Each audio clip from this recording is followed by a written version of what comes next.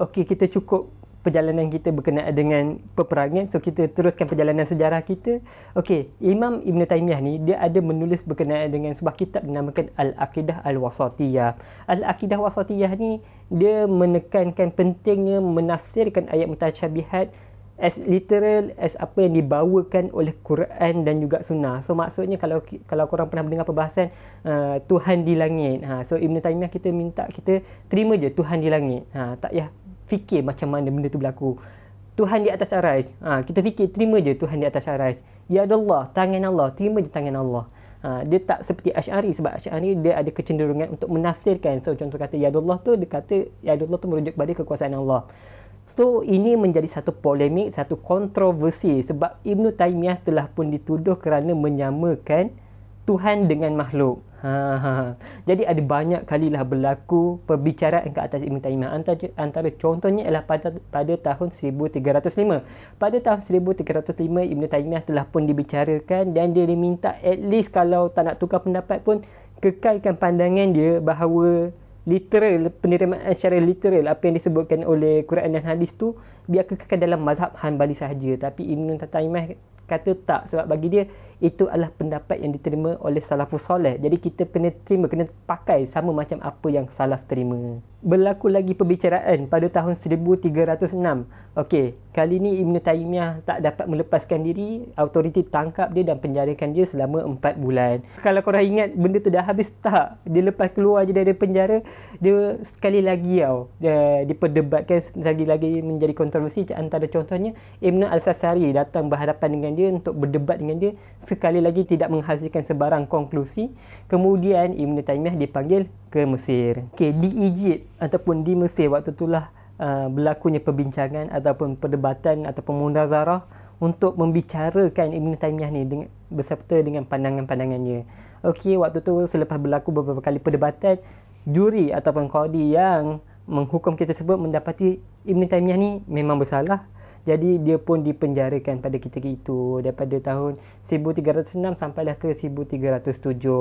Pada tahun 1308 berlaku sekali lagi polemik ke atas Ibn Taymiyah, tapi kali ini berkenaan dengan intercession ataupun tawasul, di mana Ibn Taymiyah berpendapat bahawa amalan yang diamalkan oleh sufi ni yang melampau dalam tawasul ni adalah tidak benar dan tidak sepatutnya berlaku, dan bagi dia tawasul ni tak boleh dilakukan pada ketika kita hidup. Golongan sufi pun tak puas hati dan berlakulah perdebatan dan perbicaraan dan akhirnya dia dipenjarakan selama beberapa bulan. Okey, selepas dia dipenjarakan, dia dibebaskan dan dia diberi pilihan sama ada nak balik ke Damsyik ataupun stay dekat Mesir, dan Ibn Taymiyah memilih untuk stay di Mesir untuk beberapa tahun. Pada tahun 1313 Ibn Taymiyah waktu tu dah pun berumur 50 tahun akhirnya pulang ke Damsyik. Okey, dan dikatakan di sinilah dia bertemu dengan dia punya anak murid ni yang paling terkehadapan, iaitu Ibn Al-Qayyim Al-Jauziyah. Okey, kat sini dekat Damsyik dia teruskan mengajar dan mengumpulkan anak murid dan pengaruhnya dari situ. Pada tahun 1318 kali ini berlaku sekali lagi polemik, tapi kali ini berkenaan dengan permasalahan cerai. Sebab bagi Ibn Taymiyah, tak kisahlah berapa kali kau sebut, berapa talak yang kau cakap. Contoh kata, aku ceraikan kau dengan 3,000 talak, aku ceraikan kau dengan 10,000 talak. Kalau benda tu diungkapkan kali pertama, secara automatik dia akan jatuh 1 talak. So dia tak sama dengan pandangan ataupun pemikiran ulama'-ulama' yang ada pada ketika itu. So ini menyebabkan ramai orang tak puas hati dengan dia. Berlaku beberapa kali perbicaraan, berlaku pada tahun 1318, 1319 dan pada tahun 1320 dia dipenjarakan. Tapi tak lama juga, selepas 5 bulan kemudian dia dibebaskan atas arahan daripada Sultan Al-Nasir. Dan Ibn Taymiyah pun meneruskan pengajarannya. Okey, sebelum tu Ibn Taymiyah pernah menulis sebuah risalah yang dinamakan Ziarah Al-Qubur. Okey, iaitu dia satu risalah yang condemn perbuatan orang sufi yang cenderung untuk melawati kubur-kubur Nabi dan juga golongan-golongan wali, dan mereka menyembah dan memuja kubur tersebut.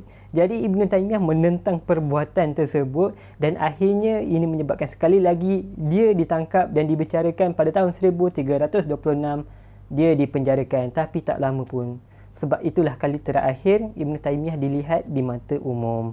Sebab apa? Pada tahun 1328 dia jatuh sakit dan akhirnya meninggal dunia pada umurnya 65 tahun. Okey, pengebumiannya memperlihatkan ramai gila orang turun, direkodkan beratus ribu orang datang untuk menyambut jenazah Ibn Taymiyah. Ini menggambarkan bagaimana pengaruh Ibn Taymiyah pada ketika itu, walaupun banyak kali ditangkap, banyak kali dibicarakan, memang besar, banyak, memang sangat-sangat meluas. Antara cara paling mudah kita nak tengok bagaimana hebatnya pengaruh seorang tokoh itu pada zaman dia, tengok pada waktu pengebumian dia. So kita boleh nampak ramai gila orang turun, beratus ribu, dan ini membuktikan Ibn Taymiyah bukan saja pada zaman sekarang pengaruhnya sampai pada waktu dia masih hidup lagi pun ramai orang telah pun bersetuju bahawa Ibn Taymiyah ni memang seorang ketua, seorang tokoh yang berpengaruh. Okey, antara murid-murid dia yang hebat, yang besar juga sumbangan mereka, tak kurang hebat juga sumbangan mereka dalam bidang ilmu, antaranya yang paling terkenal ialah Ibn Al-Qayyim Al-Jawziyah, Ibn Kathir Az-Zahabi, Al-Mizi dan Ibn Abdul Hadi. Dianggarkan lebih kurang 350 ke 700 buah buku dihasilkan oleh Ibn Taymiyah ketika dia masih lagi hidup. Okey, kalau korang tengok dekat Malaysia ni sendirilah, memang ada banyak gila ustaz dengan ustazah kita yang mengeluarkan pendapat berkenaan dengan Ibn Taymiyah. Ada satu seminar khas membincangkan berkenaan dengan Ibn Taymiyah ni sendiri tau. So ada asatizah kita sepanjang seminar tu membincangkan pemikiran dia seorang sahaja. So nak menggambarkan betapa banyak dan betapa kuatnya pengaruh Ibn Taymiyah. Dan ada juga ustaz-ustaz kita yang mengkritik Ibn Taymiyah ni, dan ada juga ustaz kita yang mengkritik terhadap kritikan terhadap Ibn Taymiyah. So kalau korang banyak dengar kuliah agama, mesti korang tahu pasal benda ni kan. Dan pada pandangan aku sendirilah, kita kena berlaku adil yang Ibn Taymiyah ni dia bukan Nabi, dia bukan malaikat, dia ada kesilapan dia. Ada perkara yang dibuat pada zaman waktu dia hidup tu yang kita sendiri tak bersetuju tau. Bila kita baca, kita rasa perkara tersebut tak patut berlaku tau. Tapi kita tak boleh nafikan yang dia ada sumbangan dia ada jasa dia, fatwa dia masih lagi dipakai dari dulu sampai ke sekarang. Dan zaman sekarang pun banyak asatizah, banyak ulama-ulama kontemporari, apabila ada berlaku satu perkara, antara tokoh yang mereka jadikan rujukan ialah Ibn Taymiyah. Jadi sekadar itu saja, terpulanglah kepada korang nak terima ke tak Ibn Taymiyah ni, apa pandangan korang, ikut terserah pada korang. Konklusi aku, sejarah ni dia bukanlah kita punya alat untuk menghukum sesiapa, tak. Sejarah ni untuk kita yang masih lagi hidup ni, untuk memilih, untuk belajar daripada dia, untuk mengambil pengajaran, untuk mendapatkan ilmu, mendapatkan hikmah, untuk kita dapat hidup dengan lebih baik. Jadi sekadar itu saja. Terima kasih kerana menonton. Assalamualaikum warahmatullahi wabarakatuh.